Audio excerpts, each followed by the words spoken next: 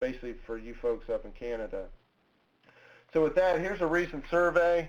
Essentially what you're looking at, and you can go back and kind of digest this further later on, but the idea is the blue was how many of you are currently using these various technologies. The green represented how many farmers do you want to use the technology in the next 2 years. So what I gather from that, there's two things here. There's a high interest from our producers in Alabama to use it. I think that corresponds very well with the national consensus and survey data. The two biggest things that are of interest to our farmers is RTK guidance, or the accuracy to centimeter level accuracy based systems, and then automatic section control, or auto swath, are the two big technologies that we get our most questions on, and have probably been the two big purchases here in Alabama in the last 2 years. So with that, one interesting thing is the first question every producer asks us is, well, how is it going to save me money? How is it going to make me money? But after they adopt the technology, what they learn is that it's a convenience factor, and I'll allude to that here in a little bit.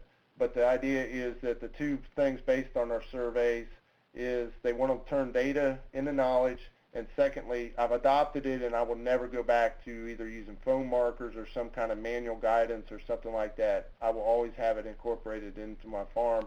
And the last thing that's always an amazing thing, it's not about money at the end of the day, but that convenience thing is I'm happier at the end of the day.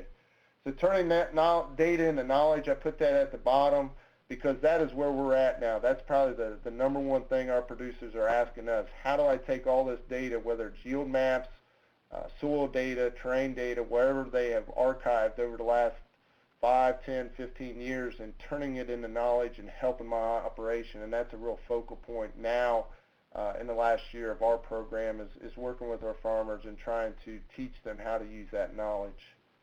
Here's the recent Precision Ag Survey. I won't spend much time on this, but at the end of the day, it does, and it can pay, especially over the long haul. And there's a lot of ways that you can look at it. But again, I'll let you come back and read some of that in more detail. But there is a financial value, and about 100% of our farmers find some kind of financial value in adopting precision ag. So here's savings. These are based on our numbers, our field conditions, our equipment size. But if I get a farmer to adopt GPS guidance, I can save about 10% on my input costs, okay? And primarily is on their pesticide and chemical bills and nutrient bills. The other thing is if I can get variable rate incorporated into their operation and give it some time, they can save another about 7% because they're only applying what's needed out there.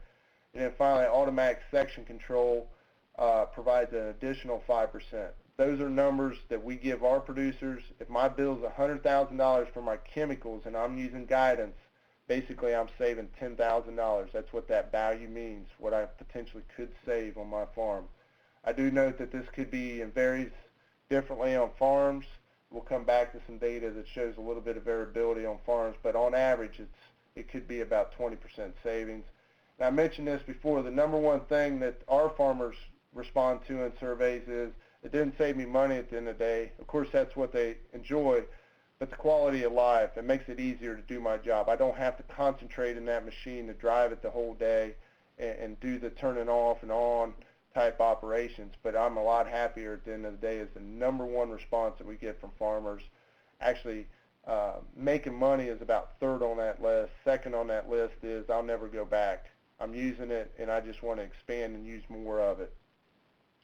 So we're going to dive into some projects. GPS accuracy is